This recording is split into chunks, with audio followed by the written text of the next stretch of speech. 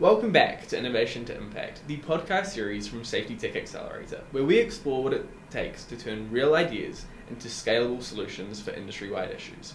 Today, I'm joined by a very special guest, Cassie. How are you? I'm fine, thank you. How are you? I'm very good, thank you. Thank you so much for joining us.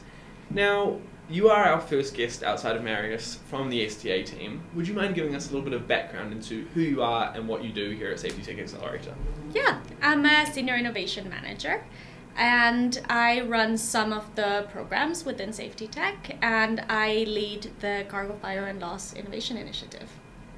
Amazing. Now, we're about to go to Greece for a Cargo Fire and Loss Innovation Initiative anchor partner meeting. Tell me about the program. Yes, it's a multi-stakeholder program, which means that we have different partners across the industry, ship owners, we have insurance companies, we also have different partners like flag states, and they all come together to solve the problem of cargo fire and loss. So the idea behind this is that instead of having a one-to-one with one client where you're focusing on some technologies, everybody gets together and shares insights and knowledge through this program so that we can solve this problem together. So we're going to Greece for 2 days to talk about the anchor partners. To talk with the anchor partners. What kind of conversations are we going to be having, and what do you hope we achieve from them?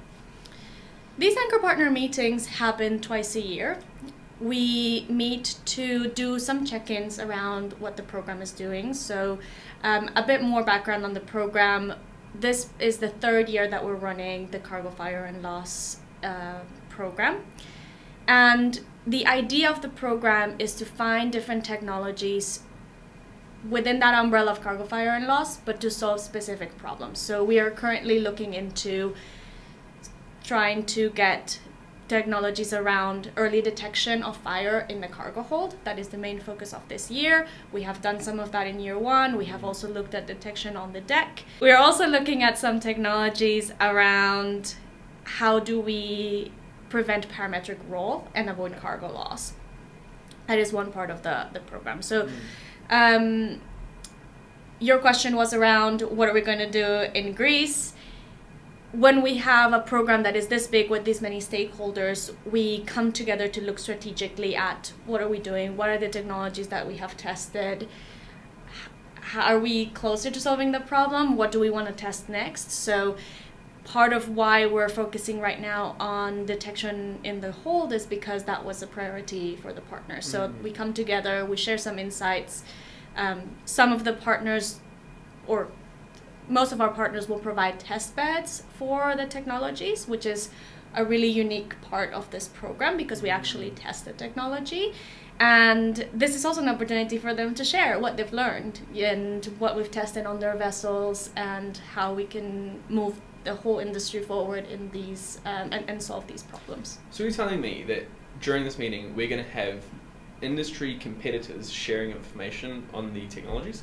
Absolutely, because there's no competition when it comes to safety. I mean, that's quite incredible that you can have two of the largest companies within the industry sharing information even though they're competitors.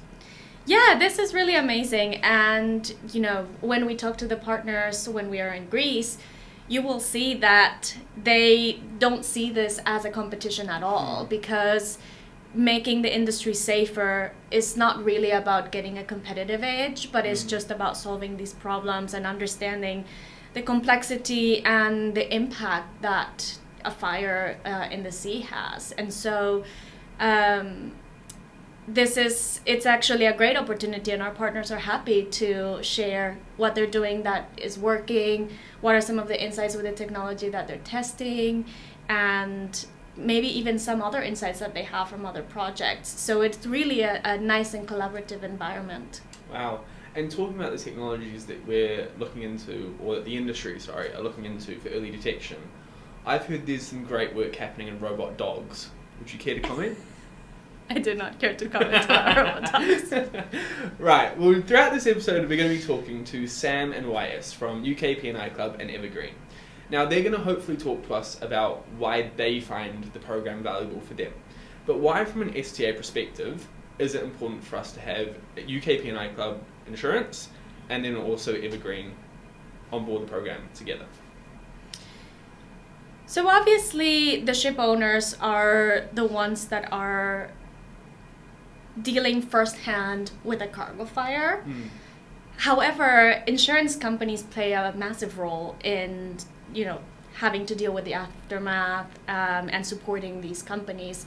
Organizations like UK P&I, they work very closely with ship owners, and they also really care about solving this problem. And so they are actually a key part of the program. They don't provide the test beds because, they don't have vessels that we could test on. However, they are very interested in seeing what are we testing, how are we testing, and in supporting these initiatives because they care overall, as I said, about making the industry safer. Amazing.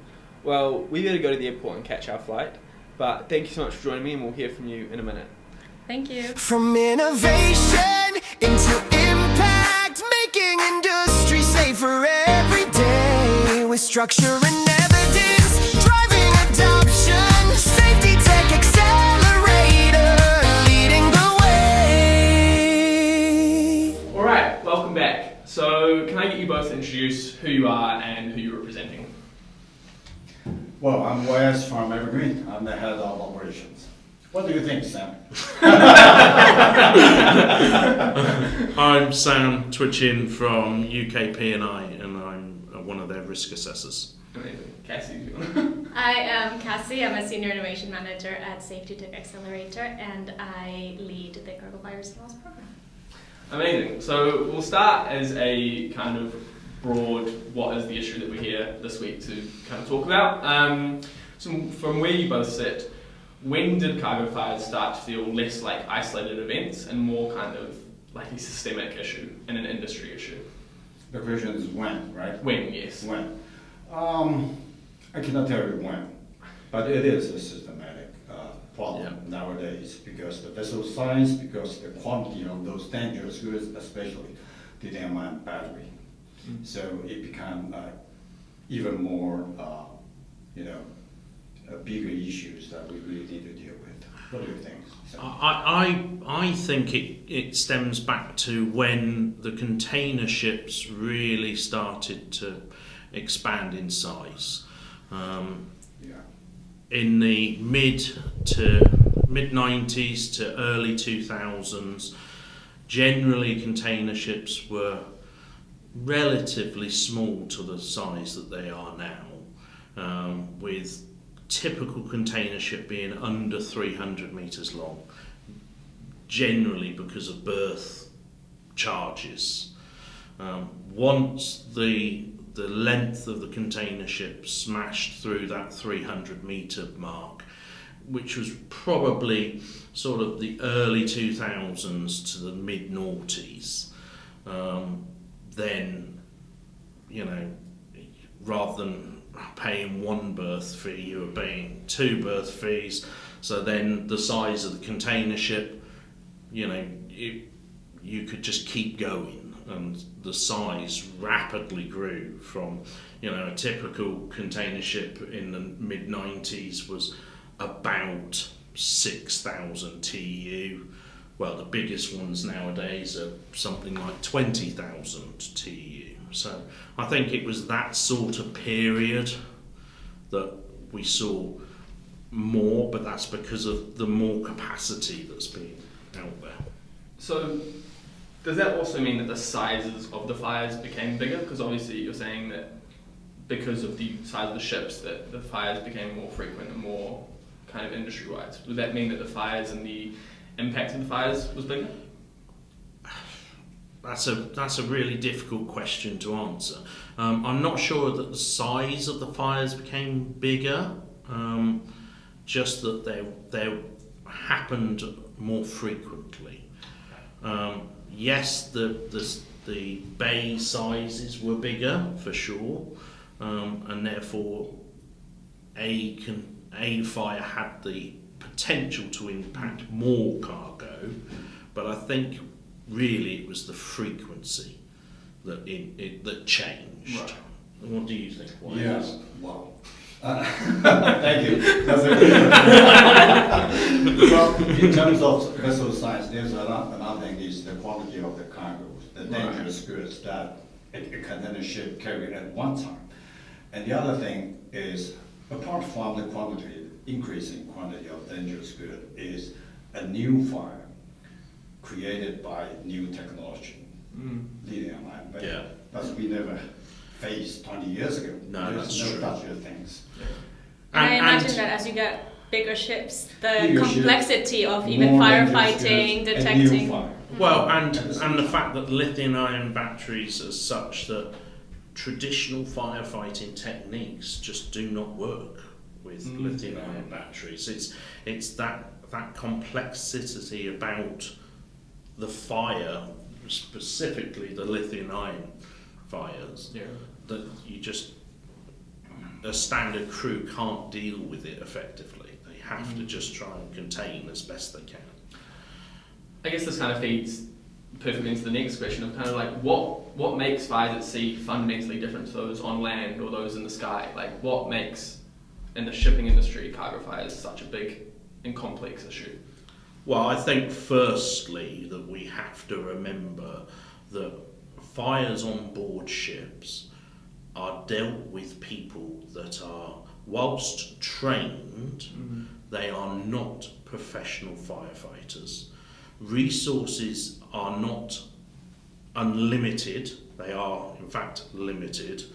You know, if you have a fire shoreside and you need more firefighters, you just call the next fire station to send more people. You don't have that luxury on ship. Like I say, the training of the crew is limited. You know, it is not their primary job. You know, their primary job is to be the crew of the vessel, the sailors of the vessel. You know, the emergency response is just an aspect of that, and that I think is why they are so different. And you know, the availability of the resources, so even down to the equipment that they carry on board. You know, if you need a specific piece of equipment shoreside and you don't have it, you can probably get it. You can't get it on the ship in the middle of an ocean. Yeah, That's the resources issue, human resources and the firefighting equipment resources, this kind of thing. Last year there was a fire in Los Angeles, everybody knows it. See how the resources scattering at such a short time, try to putting off that fire, but eventually still a very difficult one, right, in Los Angeles case. When the vessel is right in the middle, what you have is only somebody like me, all right? Yes, I got the license, I have the training, but very basic, very basic training. And, I have to say, not a complaint about the firefighting equipment and the facility we have nowadays on board the ship is a stone age. All right? There's no way we can deal with those fires effectively. And this kind of works perfectly into the next of, can you give us, either of you, an insight into what those first moments are like for a crew member, from when you first know that there's a fire on board somewhere? What are those first 5-10 minutes like? I think If I may go first. Yes, I please. will try to launch the lifeboat. Wow. Yeah. I mean, it's scary. I mean, ultimately, I mean, I think your question is slightly wrong. Okay. Because in those first moments, in those first instants, you don't know there's a fire. Yeah, and that's what you've got to find out. And all of that takes time. You know. And when you then know that there is a fire, you've got to then get everybody else moving as well, and that takes time. You know, it's scary for the crew. This is out of their norm. This isn't what they're. Yes, they have basic training, but as YS has, stated, his training was the same as mine, and it's very, very basic. You know. So it is scary for the crew, and it's trying to find out what is going on, where it is, or what they have to deal with. You know, different type of fire means different techniques for fighting it. and none of that information is at hand right at the beginning. You know, and then once you know where it is, then you have to find out what is around it, you know, and that's if what the information that you have is actually accurate at the time as well. You know, so there's lots of different aspects to the situation, and ultimately if you get it wrong, you know, it's not like land you can just walk away and let it burn out. You know, because if you get it wrong, that vessel's going down and you need to get off. So launching a lifeboat on a container ship with a fire, I wouldn't be opposed to that. Yeah. When you hear the operational reality of the issue, does this change the way insurers think about prevention? No, I don't think it changes the prevention side from the loss prevention, because certainly in the UK P&I, the Safety Risk Management Department are ex-seafarers. So we're aware of the operational, and you work with the operator, the member, to help and to support as best we can. So yeah, I think, well, at least from our end, the way we kind of look at it is that this is a issue. This is a puzzle. This issue is a puzzle, and you know, operators, insurance, regulators all need to come and be a piece of that puzzle for us to get a complete answer. Right? Would you agree with that? Yeah, I think that's probably a fair comment. Yeah. Now, kind of talking about our current systems that are in place within the shipping industry, where do they fall short in giving crews enough time to act or realise that there's an issue? What do you think, Sam? So, the big problem with terms of detection on board the ships, which is what I think you're asking, is the fact that the technology that is currently being used is an aged technology. This is the stuff that has been around since the first cargo ships. It's very basic. It is relying on sampling of a space. It doesn't give specifics. It's very vague. It will just tell you that there is smoke from cargo hold number 2. It won't tell you where in cargo hold number 2. It won't tell you what type of smoke it is, or what type of fire you could potentially have, or fumes, or it just tells you it is an indication that there is something going on in a cargo hold, and then it relies upon the crew members to go and visually check and to start their emergency procedures. So I think that is the biggest delay, and if you can get that time period down to a minimum without introducing false errors, because if you have too many false events, then people won't believe them. Boy, a cold cried wolf type scenario. So you have to have a reliable system that is going to be able to alert you quicker than is currently being done. How difficult is it from an operator's perspective to manage the issue and the risk and the incidents when you may not fully know what's inside a container? So here we're talking about, the misdeclared goods and stuff like that. How hard is it for you guys to manage that? How hard? Yeah. That's very hard. Actually, we are just dealing this kind of case 2-3 weeks ago. But fortunately enough, that case we happened at the port. So again, we have all the resources.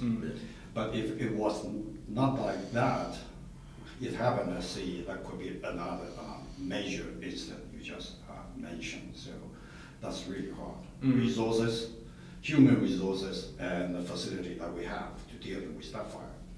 Not to mention the information, the cargo information, that's always something very difficult to ship through to get.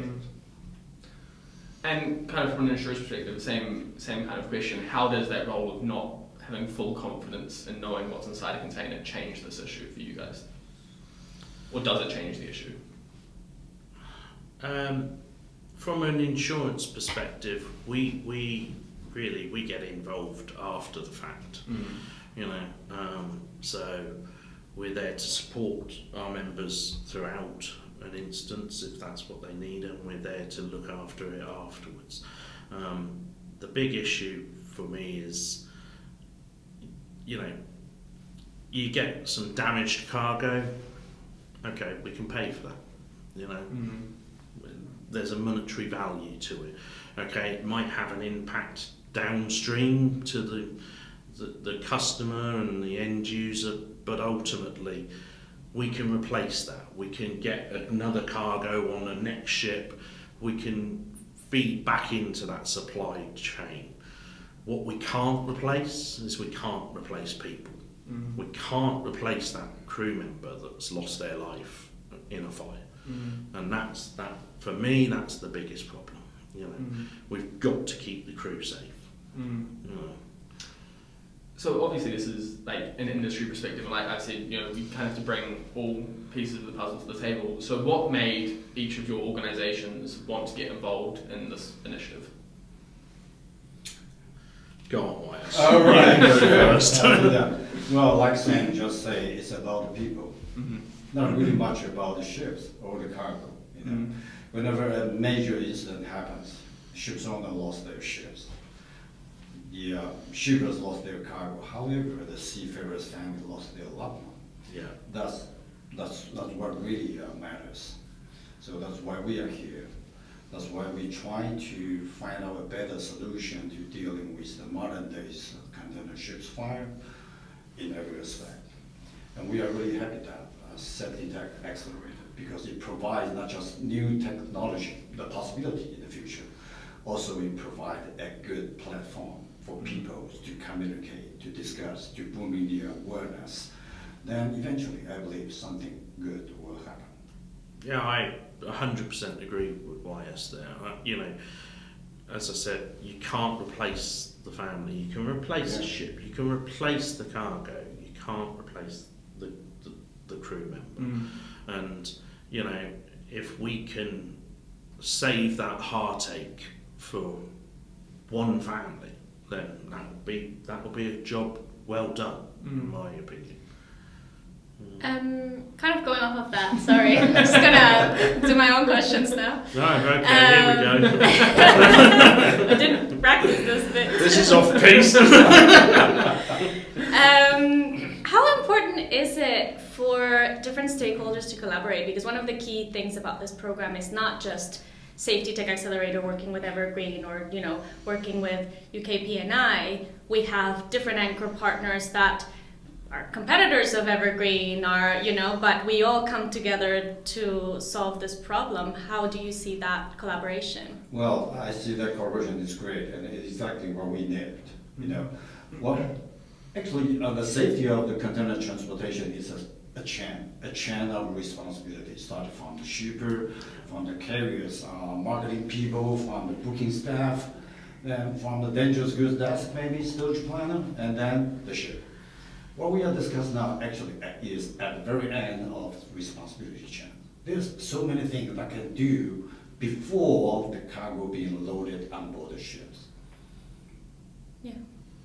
Yeah, I agree, and I think that the bringing the various stakeholders together is essential. You know, it's not just one operator that has problems. You know, these emergencies are not unique to Evergreen or to Maersk or to One.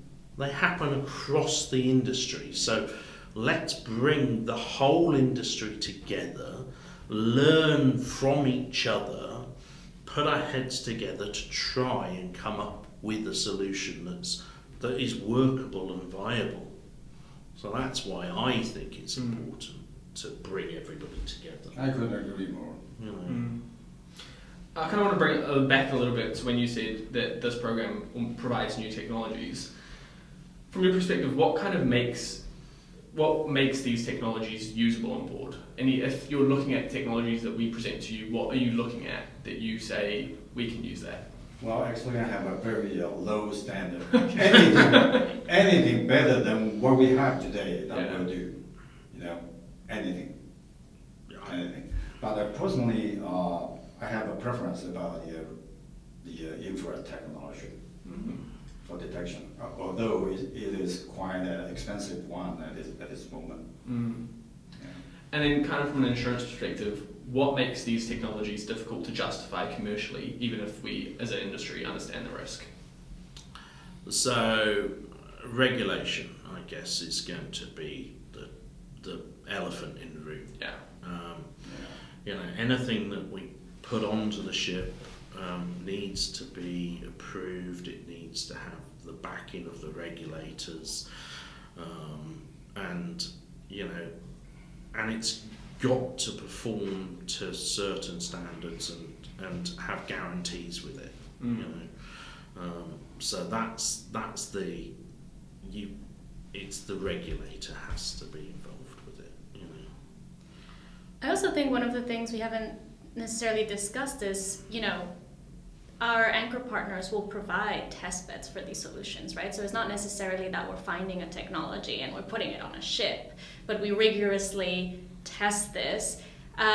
Maybe because you've had a kind of first-hand experience doing some of the testing with these technologies, how has that process been for you, and what do you think are some of the challenges when you're testing, you know, new technologies to solve this problem? Yeah.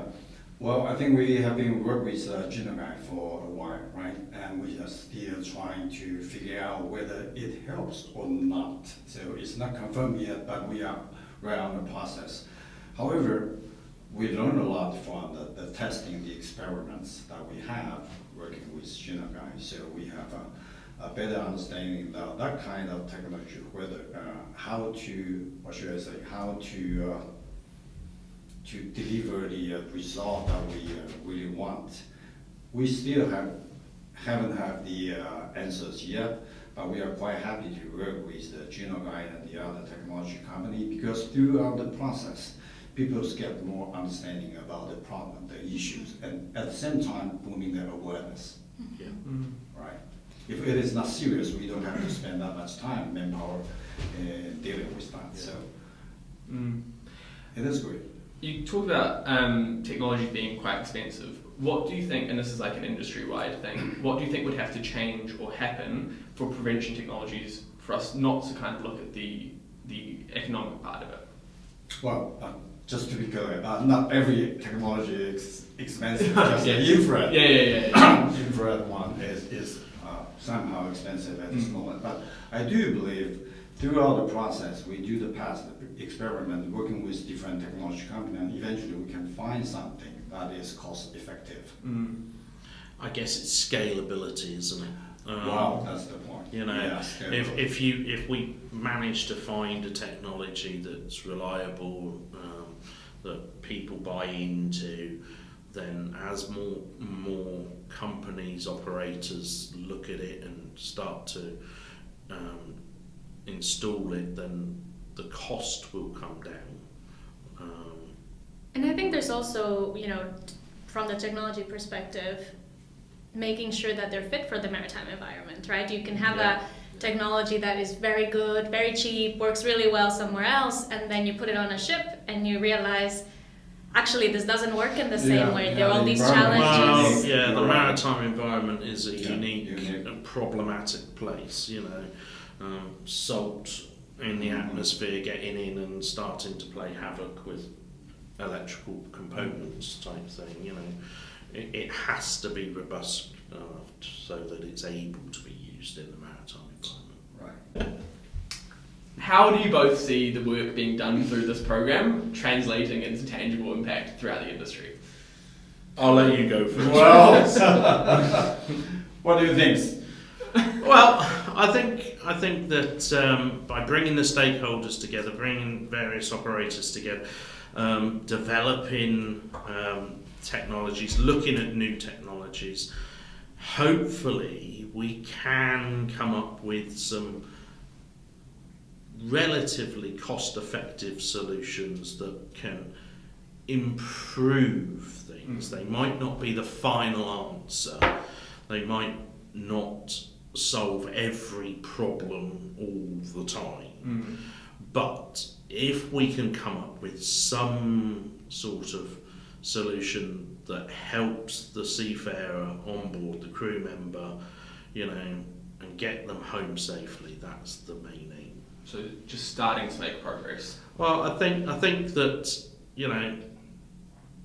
to resolve the issue completely would be, if you want to resolve the issue completely, don't ship containers.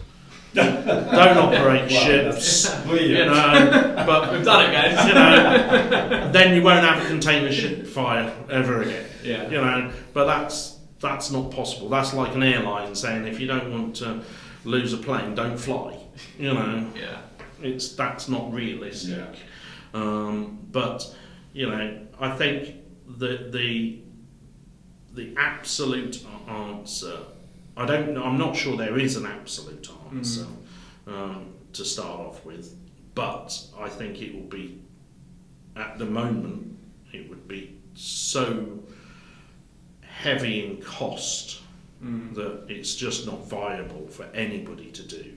So at the moment, I think where we are with the program with Safetytech, we are looking at an interim solution to help, and something that is able to be deployed at a reasonable cost to the operator.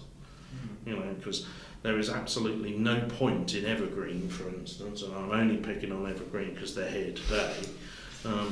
There is no point in Evergreen rolling out a marvellous technology that is going to keep their ships safe if rolling that technology out bankrupts them. Because then all of this marvellous work is for nothing. So we have to find cost-effective solutions that are able to be implemented by the operators.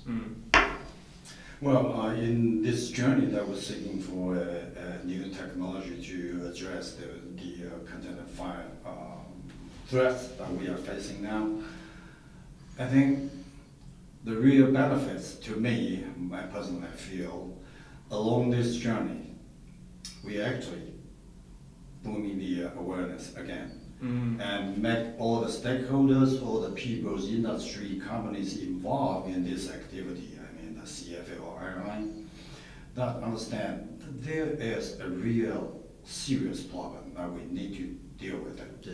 In the past, I think it's the second half of 2025, there were 9 major container ships fires drew the international media's attention. So it's not just technology, but on the way we're seeking for a solution through modern technologies, we are solving the problem gradually. So bringing more companies, more operators into this conversation is the strength. Now, we'll end with a little bit of a two-part question. First is, during Singapore Maritime Week, we went to a cargo fire panel, and it was asked to the group, do you think we will be here in 5 years having the exact same conversation? Well, would you have said yes or no? Well, yes. I'm hoping that we'll be here 5 years later. Because this is an issue like Sam just mentioned. If you try to solve it, don't ship containers. But we can have a better equipment, we can have a better training crew, better resources to put into, to address these issues. It cannot be solved, actually, completely, unfortunately. Yeah, I agree with that. And to go back to the question, do you think we'll be sat here in 5 years' time talking about the same issue? I think we'll be sat here talking about similar issues. Yeah. Because I do think that the work that this group in particular is doing will have an impact on the industry. And I believe and I strongly hope that operators will start to use some of this technology, but I don't think that's the end of the journey. No. So yes, we will be here again talking about similar things, and in 5 years' time, who knows where the technology will be. So yes, I think we'll be here talking about it, but it will be slightly different conversations. Okay. So what do you hope then would have changed between now and 5 years? Well, I would love to say no container ship fires, but I don't think that's necessarily realistic. But I think that what I would like to happen is I would like that there would be a broader understanding of the issue, not just within the industry, but in the wider population as well, because until it is understood on a much greater scale, then it's going to be hard to solve. We need people to develop technologies, and they're not going to do that if they don't know there's an issue. If they don't know anything about it. I mean, you said 9 container ship fires. Major container. So, can you name them? I cannot. Exactly, because it doesn't make mainstream news.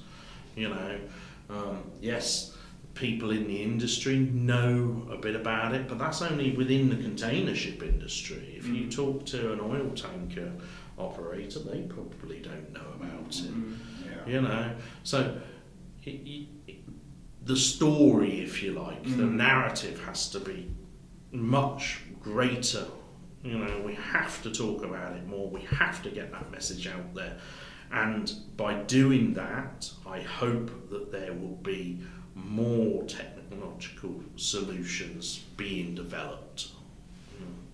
So maybe in 5 years we'll have to book a room twice the size. We'll have more people. I would love that. I think that would be brilliant. Yeah. Because then that means that the message is getting out there and people are starting to take it seriously.